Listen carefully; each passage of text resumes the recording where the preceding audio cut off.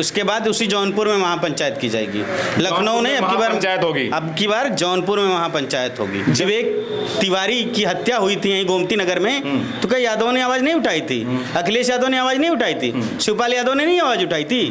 तो क्या वो तिवारी यादव हो गया था कि हमारा रिश्तेदार हो गया था? तो तुम्हारी हैसियत है डीके शाही की, तो जाके बृजभूषण सिंह का एनकाउंटर कर दो।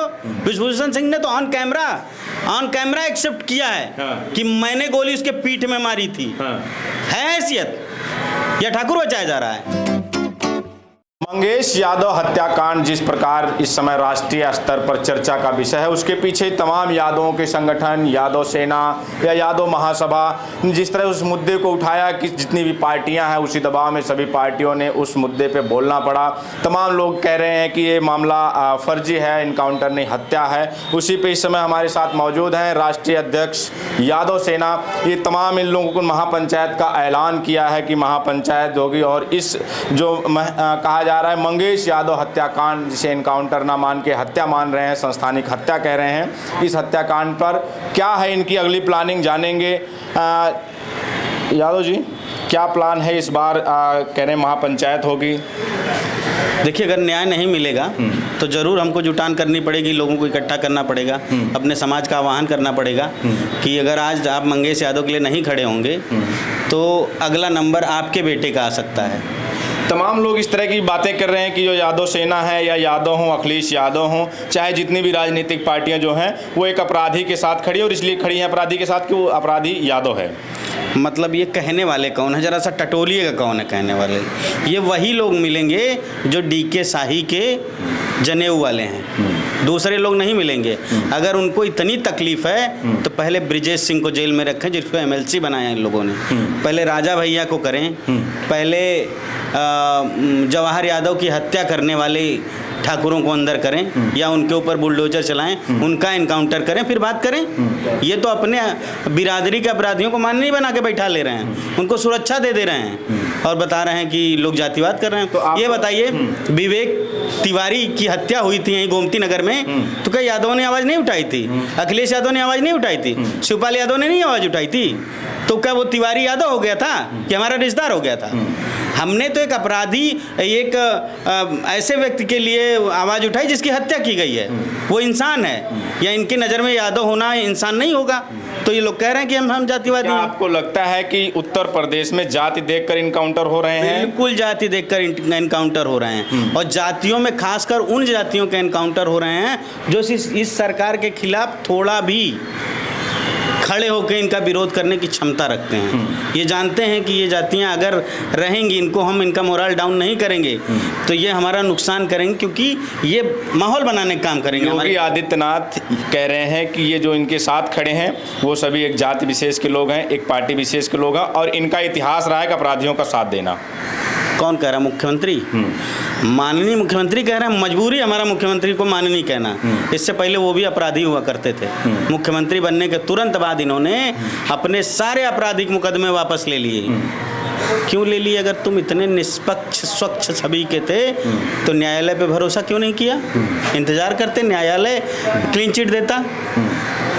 आप तो क्लीन चिट खुद से ले लिए, तो मैं कैसे मान लूँ कि आप अच्छे हैं? आप डीके शाही का नार्को टेस्ट करवा लीजिए ना। आप इस प्रदेश के मुख्यमंत्री हैं या ठाकुरों के मुख्यमंत्री हैं, ये क्लियर कर दीजिए। और सबसे बड़ी बात है, सारे जूते पहन के गए थे, स्लीपर पहन के गया था। इसके पास कौन सी शक्ति थी? इसलिए आप फर्जी एनकाउंटर क्यों मार रहे हैं मंगेश यादव का? किस एंगल से आप देखते हैं? 2 दिन पहले उसको उठाया गया, ठीक है, 2 दिन पहले उसको उसके घर से उठाया गया सोते हुए, उसको ले जाया गया, 2 दिन रखा गया, 2 दिन में पूरी भूमिका बनाई गई। उसके घर पे साइकिल ढंग की मिलेगी नहीं, टूटी फूटी मिलेगी। बाइक कहाँ से आ गई? उसका बाइक थी ही नहीं। अच्छा, ये सवाल आपका बड़ा है, क्योंकि मैंने जब मंगेश यादव की बहन से बात की, जो प्रत्यक्ष थी, जब उसको उठाया उसके घर से, उसका मानना था कि उसके घर के पीछे से जो खेतों से रास्ता आता है उधर से पूरी टीम आती है, एक महिला होती है और उनको उठाते हैं। पूरे घर की तलाशी होती है, उसका मोबाइल मिलता है, सिर्फ वहाँ से मोबाइल और हाफ पैंट में और एक बनियानी में, वहाँ टी शर्ट में मंगेश यादव को लेके आते हैं, और ये कहकर लेके आते हैं कि इसको सुबह छोड़ दिया जाएगा, पूछताछ पूछताछ के लिए उठाया जा रहा है। तो उसके बाद उसके साथ तमाम जो दिखाया गया कि अमेरिकन बैग था उसके पास, ब्रांडेड टी शर्टें थी उस बैग में, 3 किलो चांदी था। ये एक सवाल है, उसके घर में बाइक साइकिल नहीं है इस समय। तो चोर जब चोरी करता है ना तो अपने आप को बहुत होशियार और बड़ा समझदार समझता है, लेकिन कोई ना कोई गलती कर ही देता है चोर, कोई ना कोई गलती कर ही देता है चोर, जिससे उसकी चोरी पकड़ी जाती। इस चोरी का मतलब जो सामाजिक चोरी जिसको कहते हैं, या जिस हत्या करने का जो चोर है, इस पूरे षड्यंत्र का डीके शाही ने सारा षड्यंत्र सही रचा, लेकिन ये भूल गया कि जिसके घर में छप्पर भी नहीं सही है उसके पास अमेरिकन टूरिस्टर का बैग खरीदेगा वो 3,500 रुपये का है, उसके पास 3-3, 4-4 हज़ार की टी शर्टें होंगी उसके बैग में, जिसके पास बनियान में भी छेद होता हो। वो पहले अगर इतना पैसा होगा पहले अपना छप्पर सही करवाएगा कि अमेरिकन टूरिस्टर खरीद के घूमेगा। अब इस पर यादव सेना का क्या स्टैंड है, यादव सेना क्या स्टैंड लेगी, अगला स्टैंड यादव सेना क्या? देखिए, अगला स्टैंड ये है कि हम लोग 13 तारीख को फिर जा रहे हैं, उनके पास जाएंगे और वहाँ जाने के बाद उनके परिवार से मिलने के बाद उनके परिवार की ओपिनियन ली जाएगी। लड़ाई तो हम कानूनी लड़ेंगे ही लड़ेंगे। उसके बाद उसी जौनपुर में महापंचायत की जाएगी।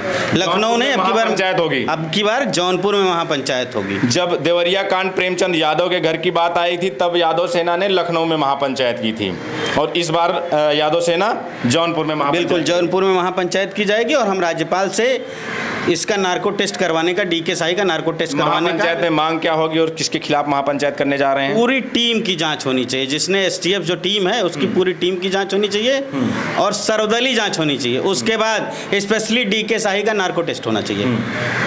इससे 3 मंजूर मांगे नहीं हैं, इससे कुछ मंजूर नहीं, इससे नीचे कोई बात नहीं। 3 प्रमुख मांगे हमारी होनी चाहिए और सारे पूरे देश में एनकाउंटर बंद होना चाहिए, खास करके चोरी के मामले में। अरे यार, चोरी के मामले में कौन सा अपराध होता है? किसी की जान ली थी क्या उसने? किसी की जान ली थी? अगर जान लेनी है तो तुम्हारी हैसियत है डीके शाही की, तो जाके बृजभूषण सिंह का एनकाउंटर कर दो। बृजभूषण सिंह ने तो ऑन कैमरा एक्सेप्ट किया है कि मैंने गोली उसके पीठ में मारी थी। है हैसियत या ठाकुर बचाया जा रहा है? क्या लगता है कि योगी आदित्यनाथ अपनी बिरादरी के लोगों को, जो ठाकुर जिनकी जाति है, वो बचाए जा रहे हैं इस सरकार में? बचाए जा रहे हैं, बिल्कुल बचाए जा रहे हैं। बृजभूषण शरण सिंह का जब मामला था, बेटियों ने वहाँ धरना किया, बावजूद उसके कोई देश देख रहा है, पूरा देश देख रहा है कि ठाकुर को ठाकुर बचा रहा है, ठाकुर को ठाकुर मुख्यमंत्री बचा रहा है। इस तरह के तमाम बातें चल रही हैं सोशल मीडिया पे, पोस्टें लोग लिख रहे हैं मुख्यमंत्री ठाकुर, उसके बाद DGP ठाकुर, बचाने वाला ठाकुर, मारने वाला ठाकुर, ठाकुर को बचाया जा रहा, अपराधी ठाकुर मारा जा रहा है, किसी यादव को। पूरे प्रदेश में एक चीज़ आपने नोटिस की है, छोटा सा कांड हो जाए, अगर वो मुस्लिम है तो उसके घर पे बुलडोजर, अगर वो यादव है तो उसके घर पे बुलडोजर। उसी जौनपुर, जिस जौनपुर की बात करें अभी 2 साल पहले, उसी जौनपुर में एक पूरे गांव पे बुलडोजर चल गया था। मुख्यमंत्री अपने जाति वालों के यहाँ बुलडोजर भेजे, किसी घर टूटा? तो यादव सेना मांग करती है कि उन पे भी बुलडोजर चले, जिन्होंने चले। अगर न्याय ये कहता है, तुम्हारा न्याय कहता है कि बुलडोजर चलाने से, अपराधियों के ऊपर बुलडोजर चलाने से न्याय मिल रहा है, तो अपने स्वजातियों पे भी बुलडोजर चलाओ। और वैसे कायदे से बुलडोजर चलाने का अधिकार किसने दे दिया मुख्यमंत्री को? तुमको शासन करना है, न्याय करने का काम न्यायालय है, या तो न्यायालयों पे शटर गिरा दो, ताले बंद करवा दो सारे। बृजभूषण शरण सिंह पे आप बुलडोजर चलाने की मांग कर रहे हैं कि अगर बुलडोजर अगर अपराधियों पे चले तो बृजभूषण शरण सिंह पे भी चले, लेकिन बृजभूषण शरण सिंह ये मांग करते हुए शुरू से ये कहते आए हैं कि बुलडोजर, किसी के घर पे बुलडोजर चलाना गलत है, और यहाँ जो इनकाउंटर हो रहे हैं वो प्रमोशन और पैसे के लिए हो रहे हैं। इस मामले में मैं कहता हूँ उस आदमी ने सही बोला है, लेकिन उसी आदमी ने ऑन कैमरा एक्सेप्ट किया था कि मैंने अपने दुश्मन को पीठ पे गोली मारी थी क्योंकि उसने मेरे साथी को मारा था, है ना? तो अपराधी हुआ, उसने तो अपराध अपने से एक्सेप्ट कर लिया ना। हम ये थोड़ा ना कह रहे हैं कि हम ये कह रहे हैं कि अगर बुलडोजर चलाने से न्याय होता है तो उन अपराधियों पे भी बुलडोजर चलाओ जो तुम्हारी जाति के हैं, लेकिन अब बुलडोजर चलाना कोई न्याय तो है नहीं।